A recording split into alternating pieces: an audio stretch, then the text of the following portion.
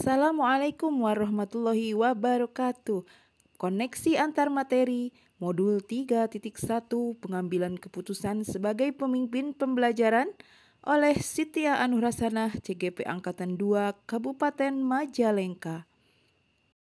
Saya didampingi oleh Ibu Fasilitator, Ibu Hajah Reni Nilawati Dewi MPD, beserta Ibu Pengajar Praktik, Ibu Lia Yulianingrum SPD MPD. Filosofi Patrap Triloka Ki Hajar Dewantara dan pengambilan keputusan. Filosofi Patrap Triloka Ki Hajar Dewantara, filosofi ini dikenal hingga saat ini, yaitu Ingarso Sungtulodo, Ing Madya Mangunkarso, dan Tutwuri Handayani. Ingarso Sungtulodo mengandung makna, yaitu di depan mampu memberikan teladan.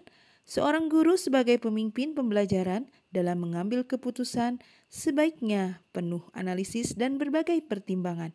Hal ini disebabkan keputusan yang akan dibuatnya akan dijadikan contoh bagi peserta didik, baik di kelas maupun di sekolah. Makna dari Ing Madya Mangunkarso yaitu di tengah memberi semangat. Maksudnya, keputusan yang diambil seorang guru sebagai pemimpin pembelajaran hendaknya bisa membangun karsa atau kemauan dan semangat untuk murid-muridnya. Tutwuri Handayani mengandung makna yaitu dari belakang mendukung. Intinya adalah dari belakang keputusan yang diambil seseorang guru sebagai pemimpin pembelajaran hendaknya mampu memberikan dukungan fisik dan dukungan moral pada murid-murid di sekolahnya. Nilai-nilai yang ada dalam diri kita tentu saja berpengaruh pada prinsip-prinsip pengambilan keputusan yang akan kita ambil.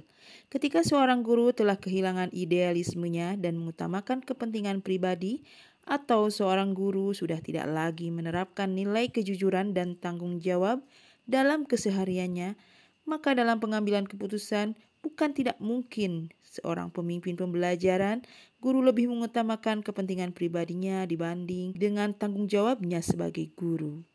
Namun, jika seorang guru tetap memegang teguh nilai kejujuran, keyakinan pada agama yang dianutnya bahwa semua keputusan yang akan diambilnya akan dipertanggungjawabkan kelak di akhirat. Pendampingan yang diberikan pendamping pada saat sesi coaching tentu saja sangat membantu guru sebagai pemimpin pembelajaran dalam mengambil keputusan. Pada sesi coaching, guru sebagai coachee mampu mengeksplor berbagai solusi optimal serta mengembangkan potensi yang dimilikinya. Tentunya hal ini akan berimbas menghasilkan keputusan yang berpihak pada murid dengan tetap mengoptimalkan potensi yang ada dalam diri peserta didik. Tahap pembahasan kasus moral atau etika. Mari kita lihat perbedaan antara dilema etika dan bujukan moral. Dilema etika merupakan situasi yang terjadi ketika seseorang harus memilih antara dua pilihan di mana kedua pilihan secara moral benar tetapi bertentangan.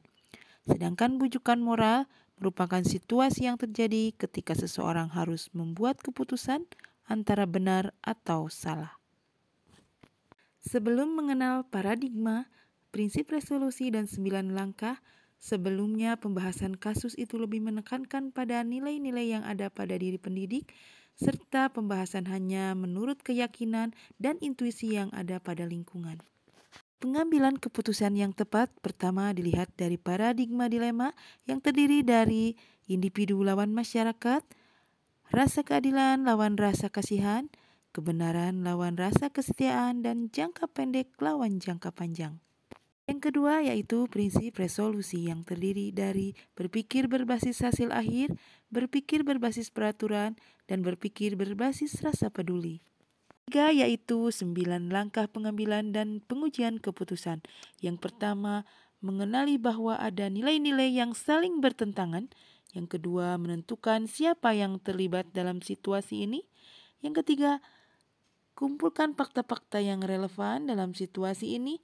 Yang keempat, pengujian benar atau salah dengan uji legal, uji regulasi, uji intuisi, uji halaman depan koran, dan uji panutan atau idola. Yang kelima, pengujian paradigma benar atau benar. Yang keenam, prinsip pengambilan keputusan.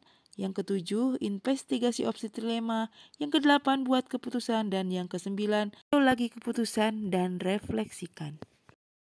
Kesulitan-kesulitan yang ada di lingkungan ketika mengambil keputusan kasus dilema etika antara lain, nilai dan budaya masyarakat di lingkungan, paradigma berpikir, serta memilih skala prioritas karena dalam dilema etika semua adalah benar. Pengambilan keputusan yang tepat tentu saja akan berdampak pada terciptanya lingkungan yang positif, kondusif, dan nyaman. Hal ini akan berimbas pada merdeka belajar. Ketika murid mampu memilah dan memilih hal yang baik dalam melejitkan bakat dan potensi yang ada dalam dirinya. Keputusan yang diambil guru sebagai pemimpin pembelajaran tentu akan mempengaruhi kehidupan atau masa depan muridnya.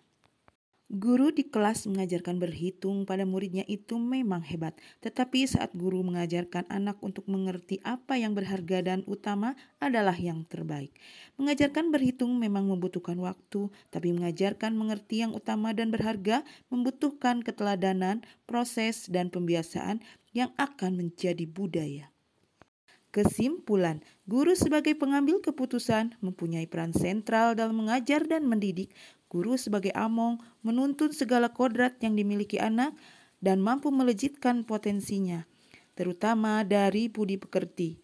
Melalui budaya positif yang tumbuh di sekolah, kompetensi sosial emosional yang matang tentu saja mendukung guru dalam mengambil keputusan di sekolah, ditambah dengan penerapan pembelajaran terintegrasi, yaitu pembelajaran berdiferensiasi, membuat guru bisa mengoptimalkan kemampuan murid melalui proses coaching yang tepat. Terima kasih. Salam guru penggerak, merdeka belajar.